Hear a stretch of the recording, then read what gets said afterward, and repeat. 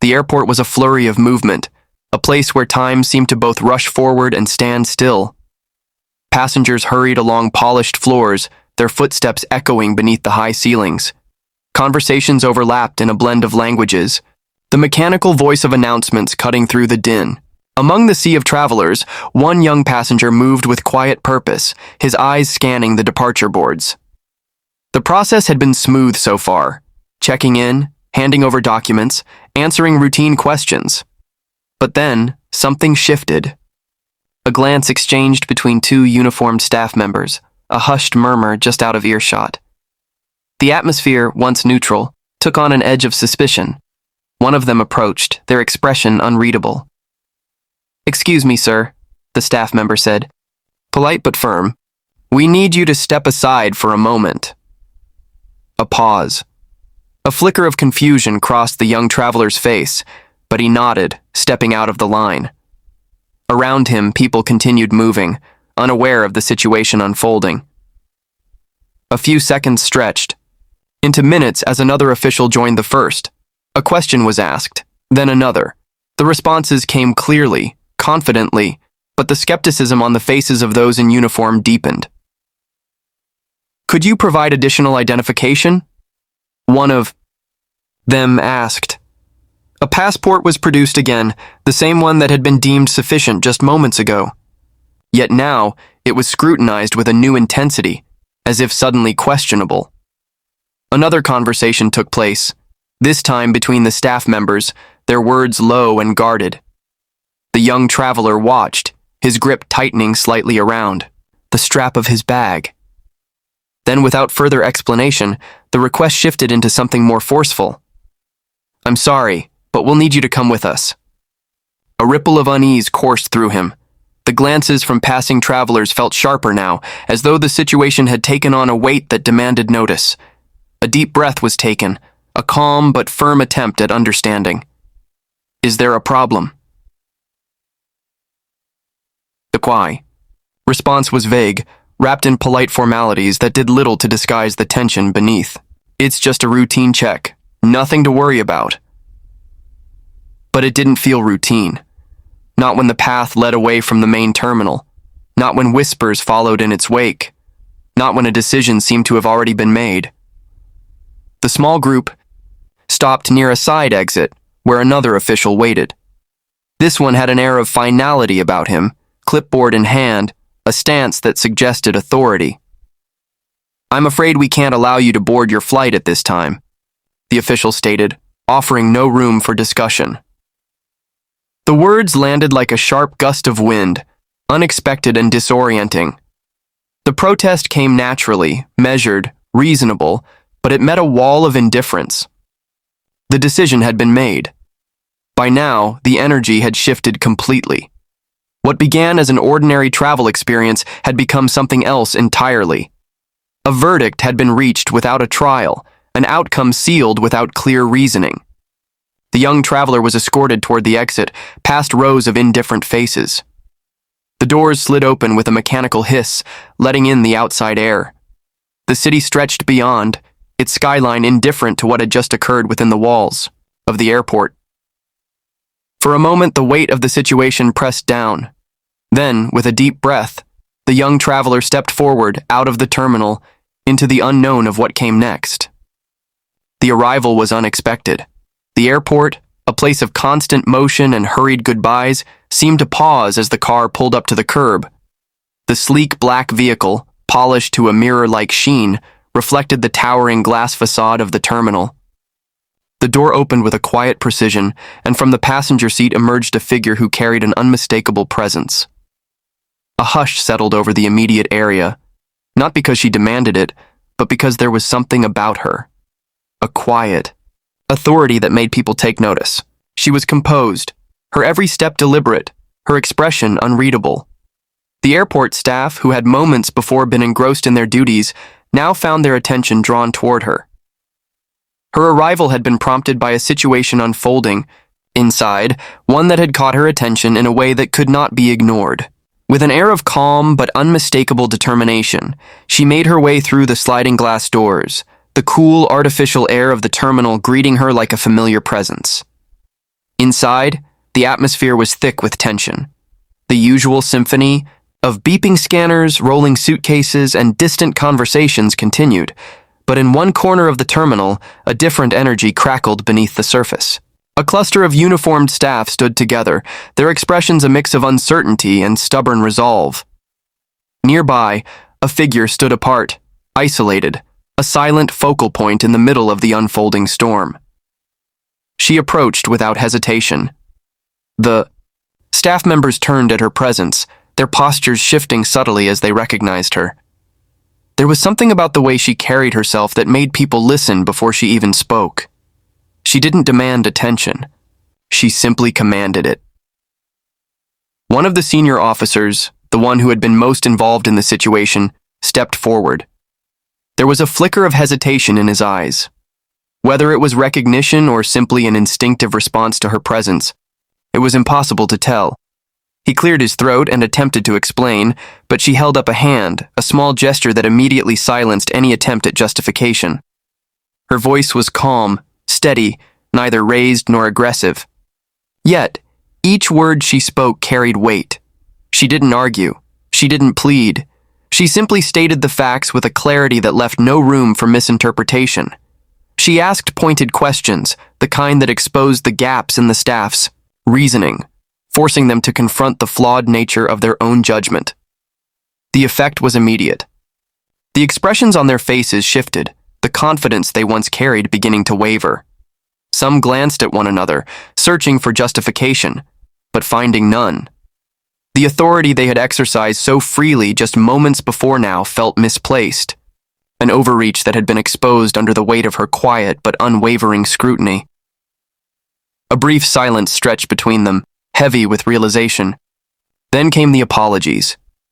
Muted at first, then more pronounced as the gravity of the situation settled in. Their earlier certainty had been replaced by an uncomfortable awareness that they had acted rashly, that they had misjudged, that they had let an unfounded suspicion cloud their better judgment. The tension in the air began to dissolve, replaced by an awkward, almost desperate attempt to make amends. But she didn't gloat, didn't revel in their discomfort. Instead, she simply acknowledged their apologies with a quiet nod, her expression giving nothing away. The airport, ever in motion, continued its endless rhythm. Passengers came and went, oblivious to the small but significant shift that had just taken place. The staff, now aware of the gravity of their mistake, moved with a new awareness, their earlier confidence replaced by something more cautious, more measured. The shift was almost imperceptible at first. A quiet murmur among the staff, a glance exchanged between colleagues, a subtle straightening of postures. The weight of realization settled over them, slow but undeniable.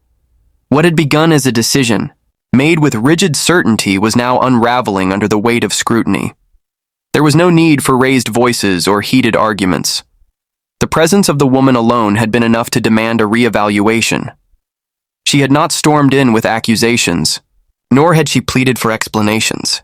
Instead, she had spoken with quiet authority, her words cutting through the layers of assumption and hasty judgment that had led to this moment. One of the officials shifted uncomfortably, his earlier confidence giving way to something more hesitant. He glanced at his colleagues, searching for silent reassurance, but none was given. The reality of the situation was clear now, exposed under the simple weight of logic. What had seemed so justified only minutes ago now felt baseless, an overstep that could no longer be defended. The senior officer in charge cleared his throat, as if hoping the sound alone might fill the uneasy silence that had settled over them. He began, but the words faltered. He tried again. There seems to have been a misunderstanding. A misunderstanding. The phrase felt hollow, a feeble attempt to soften the truth. The woman said nothing, allowing the weight of the moment to linger. Another staff member, younger and less seasoned, shifted his stance as if he wanted to interject, but the unspoken realization held him back.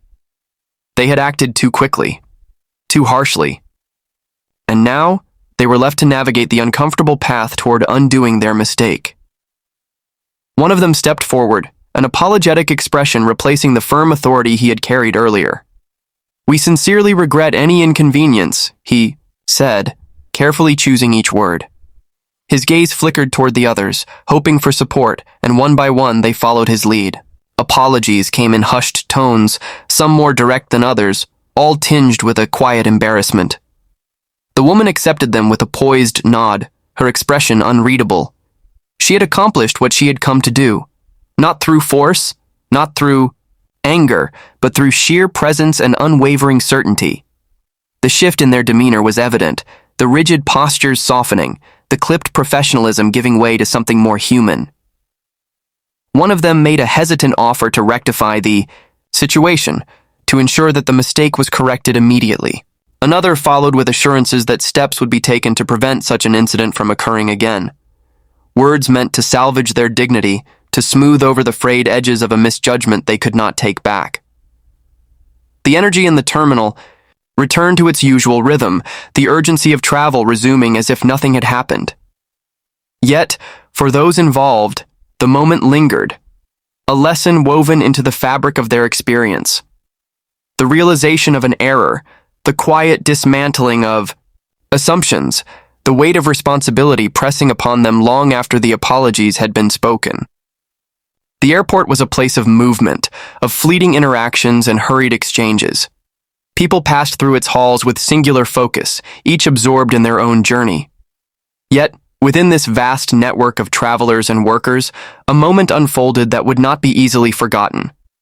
It began with a misunderstanding, one that spiraled into something greater, exposing the fragile nature of perception and authority. The officials had made their decision quickly, too quickly. Their judgment had been swift, their confidence unwavering. They believed they were acting within protocol, following procedures designed to maintain order. But beneath the surface, their actions had been shaped by something else. Assumptions, unchecked biases, the kind of split-second conclusions that carried consequences. When the woman arrived, everything changed. Her presence was not loud, not forceful, yet it commanded attention in a way that words alone could not. She did not plead, nor did she demand. Instead, she questioned. With measured precision, she dismantled the foundation of their reasoning, exposing the cracks they had ignored. The shift was gradual, but undeniable. Where there had been certainty, now there was doubt. Where there had been authority, now there was hesitation. The officials exchanged glances, their confidence faltering under the weight of scrutiny. They had believed they were in the right, that their actions were justified. Now, faced with undeniable truth, they saw their mistake for what it was. Apologies followed, some spoken with genuine remorse, others offered more out of obligation. The woman listened, but did not indulge in their discomfort. She did not need to. The lesson had already been learned. In their eyes, a new awareness took shape, an understanding of the cost of their assumptions, the impact of their misjudgment. Beyond the individuals involved, the moment spoke to something greater. It revealed the fine line between authority and overreach, between order and injustice. It showed how easily power could be misapplied, how quickly perception could be skewed by forces unacknowledged, and it demonstrated the quiet strength of those who refused to accept such misjudgments, who could stand firm in the face of wrongful treatment and with nothing more than presence and truth, turn the tide. As the terminal returned to its usual rhythm, the echoes of the incident lingered. Those who had witnessed it, even in passing, carried with them a silent understanding. It was a reminder that every decision, every judgment, bore weight, and that sometimes it took only a single voice, calm and unwavering, to correct the course.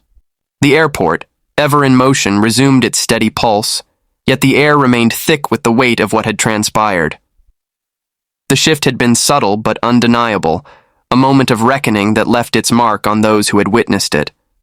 The officials, once so sure of their actions, now carried themselves differently. Their postures, once rigid with authority, had softened into something more reflective.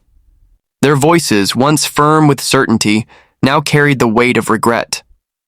There was no erasing what had happened.